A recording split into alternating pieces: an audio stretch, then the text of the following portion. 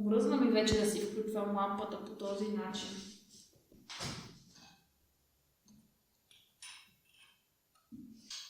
Време е да си монтираме ключа.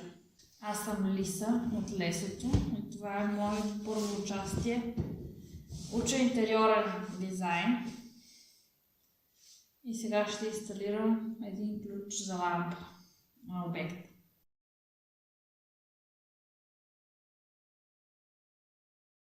Добре, Лисо. Ще сменим ключа, т.е. ще монтираме ключ за лампата. Това е девиаторен ключ, който има 3 жила. Сега няколко думи за инсталацията. От едната страна на леглото ще има още един ключ и от другата страна още един. Значи в този край и в този ще има девиатор, в средния край ще има кръстат ключ. Тоест лампата в спалнята ще се командва независимо от 3 ключа. Това е девиаторен ключ, на английски two-way switch.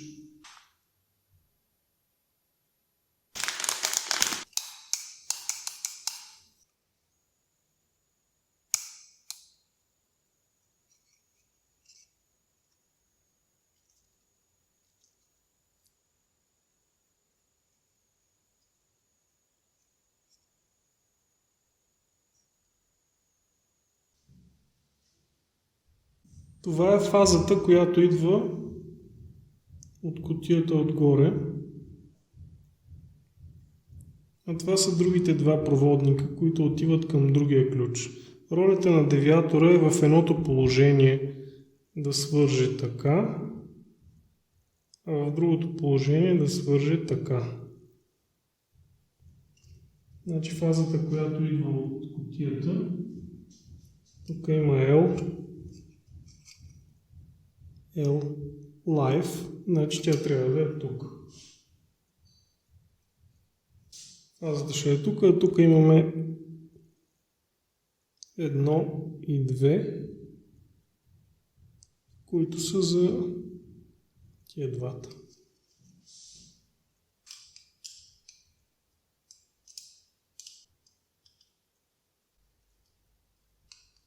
Кабелът е квадрат и половина.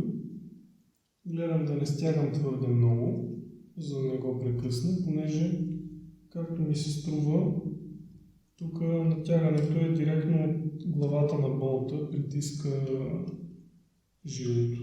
Няма пластинка. Сега ще пусна бушона и ще направя проба.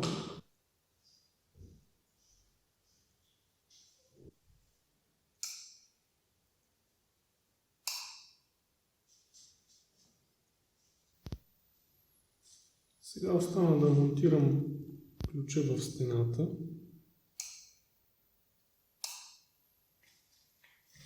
По принцип с тези розетки,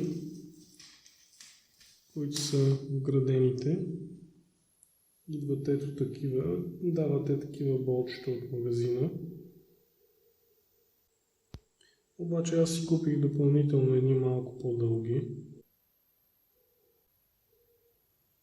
Ще използвам по-дългите, за да хване по-добре в стената. Тук мога да си позволя, тъй като дупките на розетката са отгоре и отдолу, не отстрани, мога да си позволя да фиксирам ключа комбинирано както с две болчета, така и с крачетата за още по-голяма сигурност, за още по-голяма устойчивост. Макар че това не е щепсел, тук няма сили на издърпване, така че това не е толкова важно. По принцип оставям колкото се може по-дълъг кабел, толкова колкото да може да се натъпче в дупката. Колкото по-дълъг, толкова по-добре. Стига да може да се събере. За някакви евентуални бъдещи корекции, ако трябва да се среже и да се направи пак.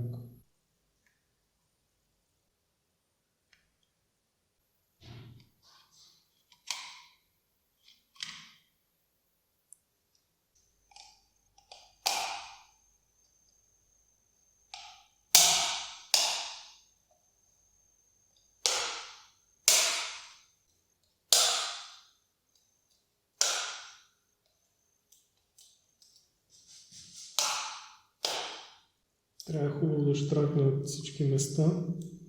Поне на 6 или 8 места щраквам. Това беше единия от общо трите ключа, които ще командват полилея в средата. Втория е там. Третия там.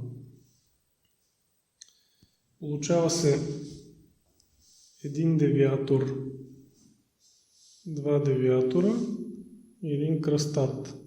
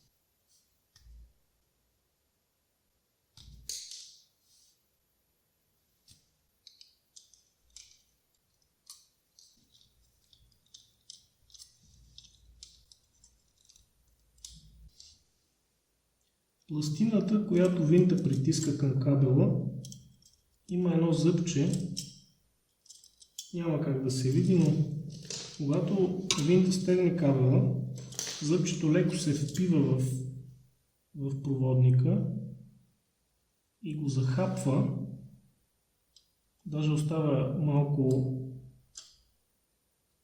малко се врязва в него, така че той не може да бъде изваден. Така че няма опасност при натикването на контакта в розетката. Не можем да се притесняваме, че кабелът ще излезе, както и да огъваме и да усукваме. Така че, да, ето то зъбчето може би се вижда тук. Така че няма смисъл фанатично да стягаме до смърт болта. До някаква степен така умерено.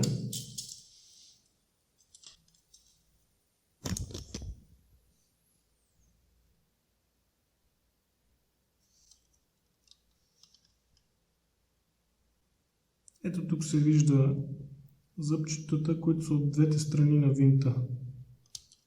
Двете вдлъбнатини, които захапват кабела.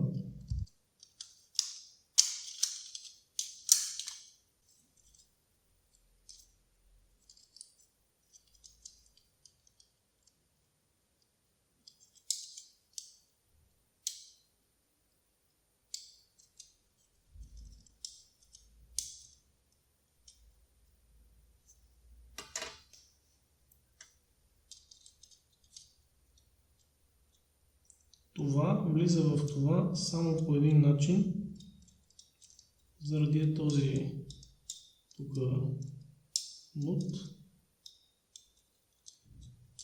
Няма опасност да го обърнем без да искаме.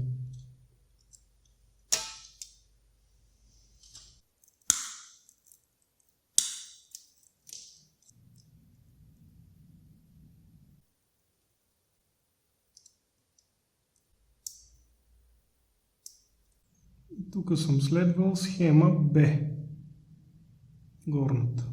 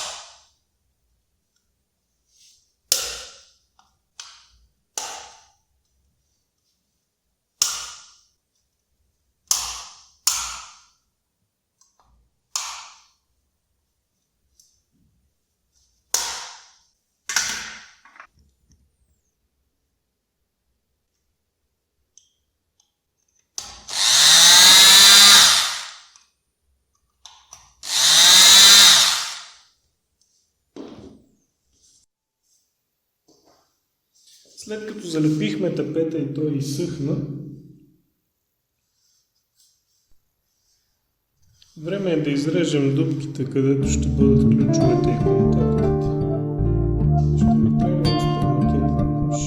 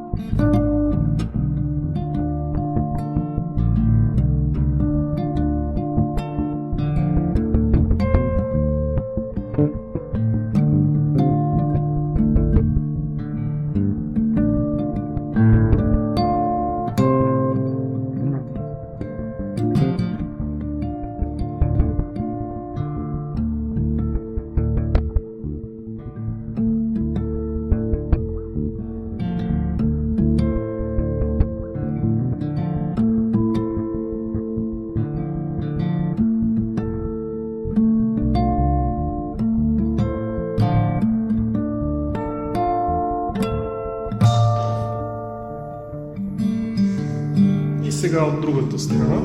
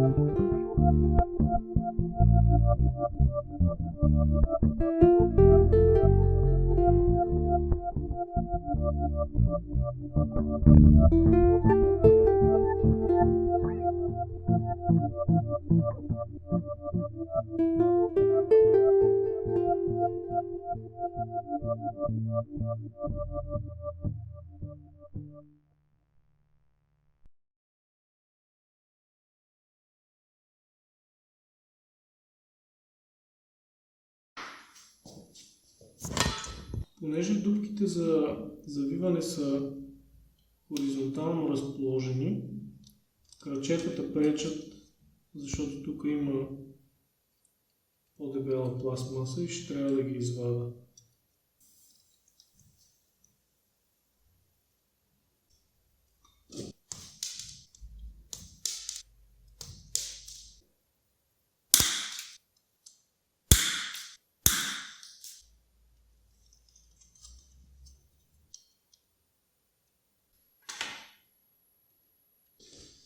Сега тук работата е такава.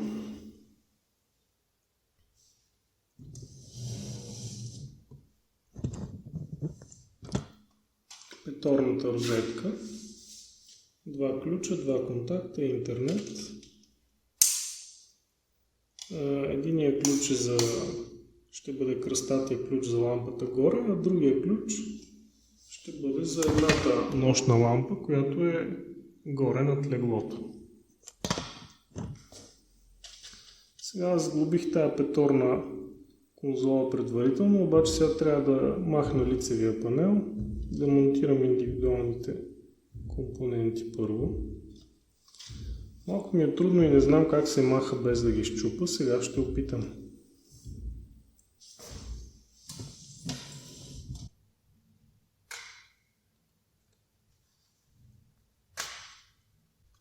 Как ли би трябвало да се махне един ключ?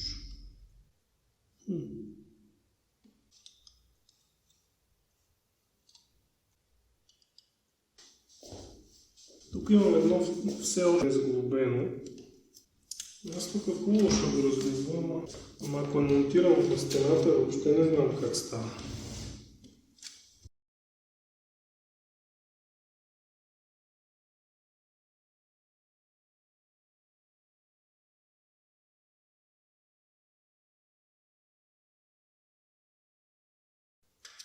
Това е кръстатия ключ, който ще бъде тук, между двата девиатора.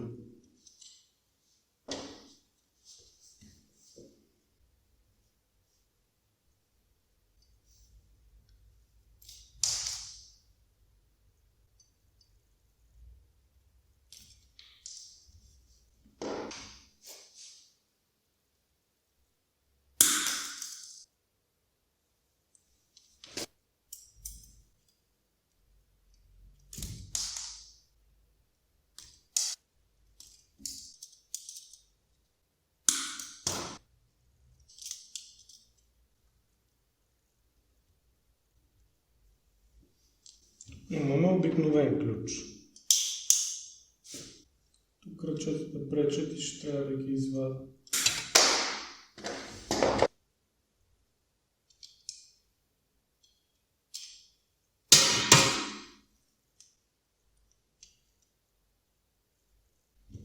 Всъщност има много спорове дали ключа за лампата на къде трябва да е светнат и на къде е изгасен, нагоре или надолу. Всъщност всеки го прави както си иска. Аз предпочитам нагоре да ми е светнато, надолу да ми е изгасено. И затова навсякъде ще ги правя така. При девиаторите това нещо не може да се постигне, тъй като всеки един ключ във всяко едно положение може да е светнат или изгасен, в зависимост от това къде е щракнат другия ключ. Така че при тях няма значение. При единичните ключове ще проверя дали нагоре е светнато и надолу е изгасено.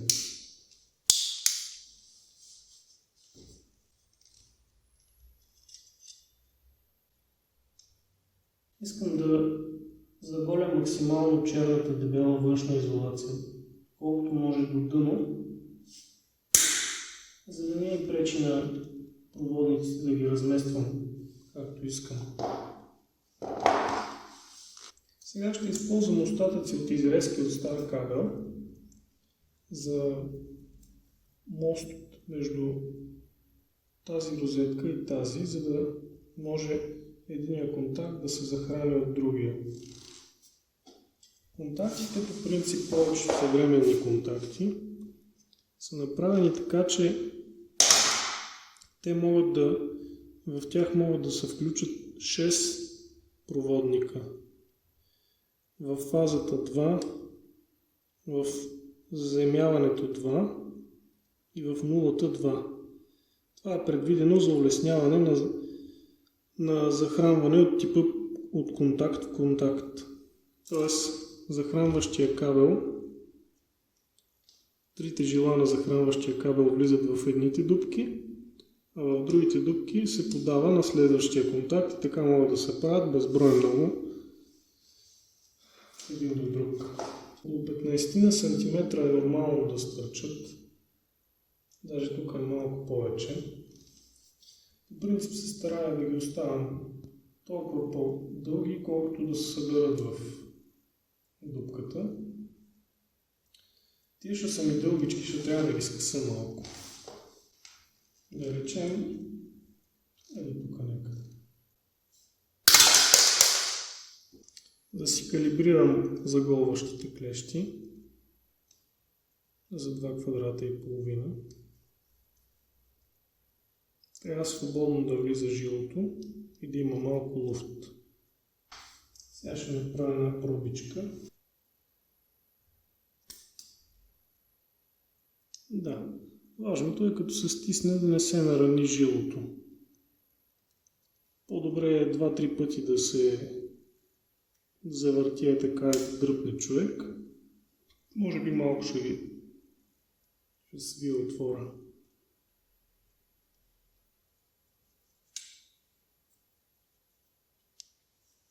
Отколкото да срежем. Да, гладко е. Няма нараняване. Да. Аз спрях тока, но все пак проверката си е проверка. Да, няма ток.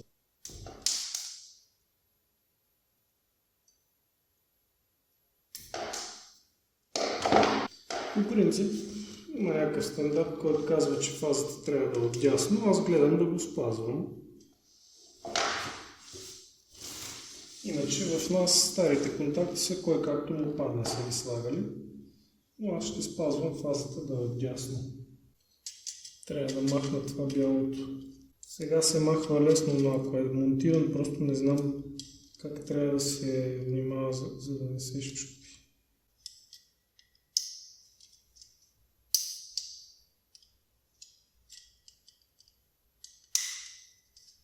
Сега просто бутам отзад крачетата, но при монтиран контакт не знам.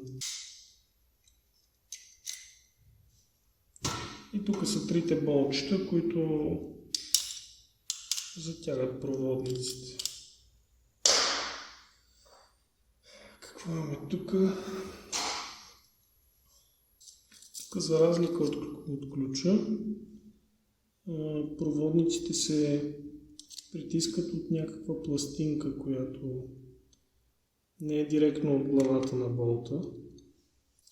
Тази серия на Legrand Nilo не е най-скъпата им серия, но пък не е най-ефтината. Абе става. Това са мостовите жички.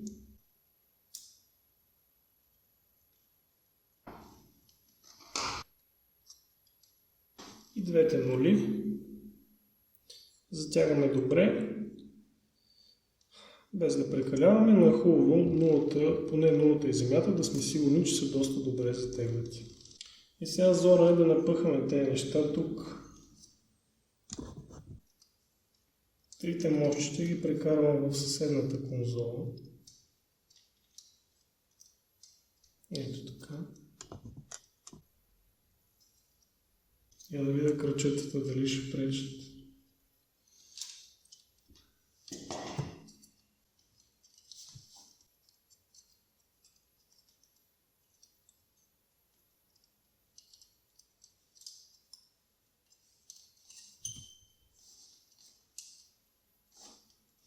Искам да съм сигурен, че болчето на крачето няма при завинтването да окъси някой кабел.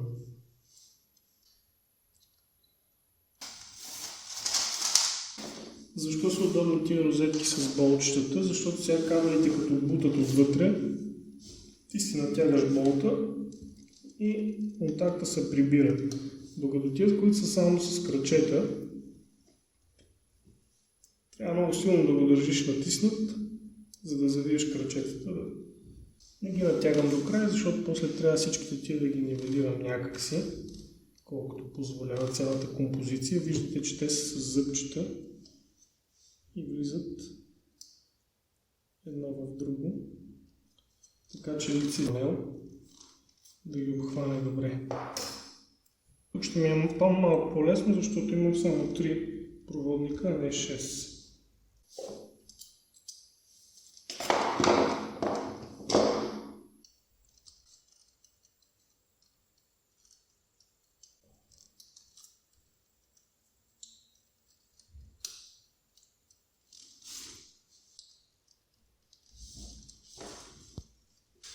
Сега остана да монтирам и розетката за RG45 кабела или интернет кабела.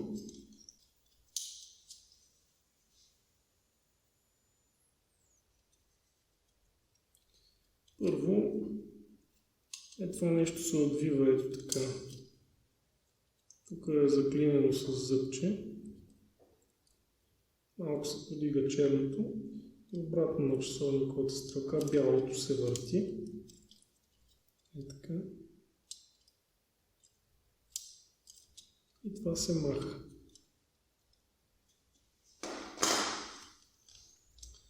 Нахлузва се върху RG кабела.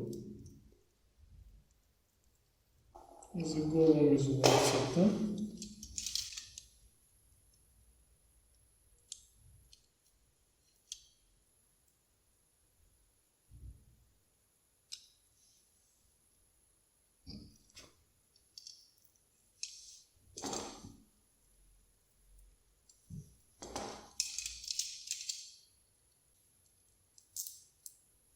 И сега според цветовите означения тук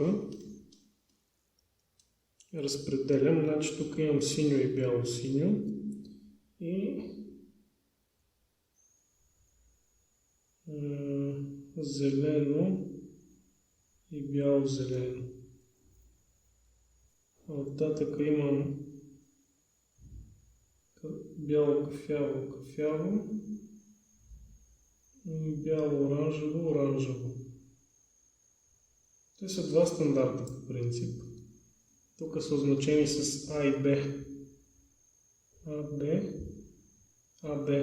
Значи ние си избираме този, който ще следваме. Да речем аз избирам да следвам стандарта А. Значи тук имаме бяло, синьо и синьо. То е и за стандарт А и за стандарт Б. А тук имаме, ако избирам стандарт А, ще бъде оранжево и бяло-оранжево. И оттатъка по подобен начин. Да видим сега на практика. Значи, със сигурност синьо и бяло-синьо са ми сигурни. Значи,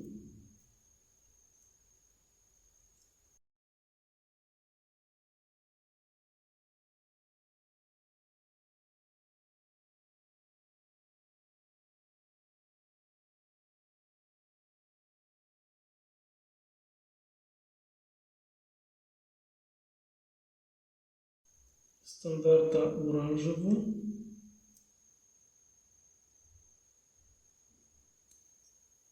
и бяло-оранжево.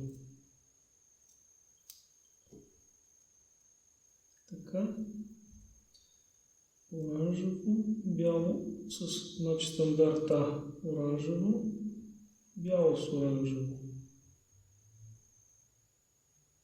От другата страна имаме бяло с кафяво.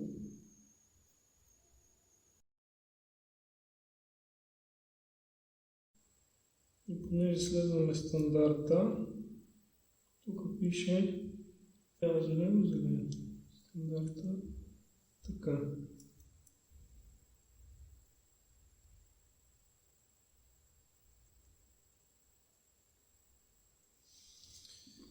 Изтърчащите неща ги отрязвам.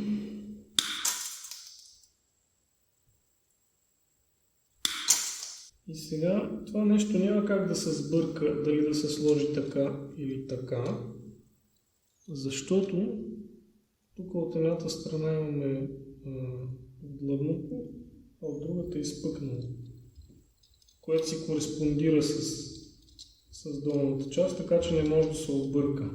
Малко се натиска и се върти по часовниковата стрелка, за да се кримкнат кабелите. Да видим сега дали ще стане. Штракна. Трябва да съм го направил.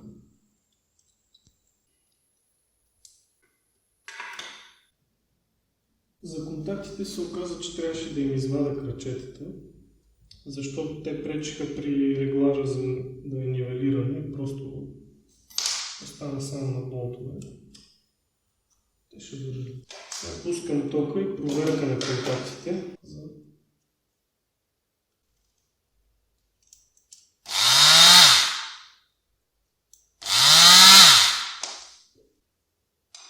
Първо контактите да обезопася.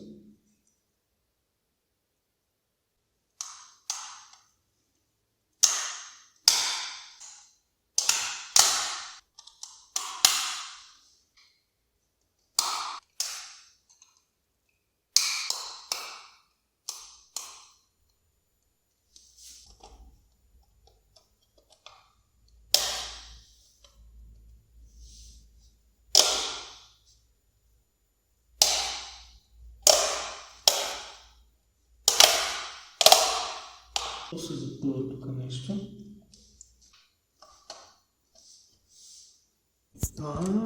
Разбрах как се махат тия упорити фаски.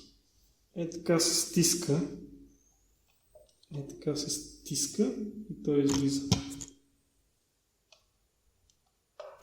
Така влиза. А така. Хоп. С стискане е така отгоре и отдолу. По този начин, като се стисне, тия зъбчета, които запречват по принцип, като се деформира малко, те отпускат. А сега да видим защо това последното не иска да влезе. То се е закривило. Сега ще го почна от тази страна. Сега ще го почна от дясно наляво.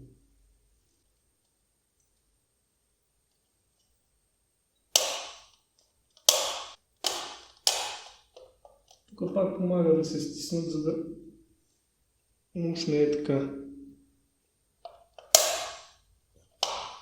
Аз трябваше и тук да го стисна преди да натискам, за да не го крива, но нищо, те за щастие са гъвкави, не са чупливи. Пластмасата е така, която не се трушат при най-малкото усилие. Тъжно ще да ги обявя за най-скапаните контакти и повече никога да не си купя. Но сега като открих това с притискането и всъщност вече ги харесвам.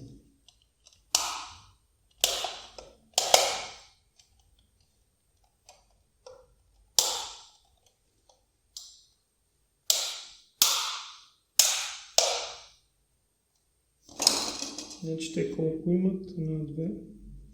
Те са някакви много странни. Тук примерно има само 3. Тук няма. Тук има 2. Тук има 2. И тук има само 3 и тук няма.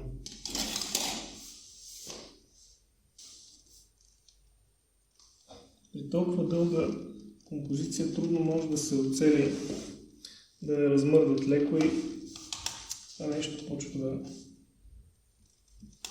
Добре, че е гъвко, за да обира грешките. Мисля, че навсякъде штракна. Всяко едно такова перце има няколко зъбчета и то има няколко дълбочини на штракване. Така предполагам, че ако стената ти е леко извита, да може на по-изпъкналото да штракне на първа дълбочина, на по-вдлъбнатото на по-голяма. Сега изглежда добре, мисля, че всички ключове са с еднакво капаче, само кръстатия е с малко по-различно. Тук има едно издадено и трябва да се нацели как да се сложи.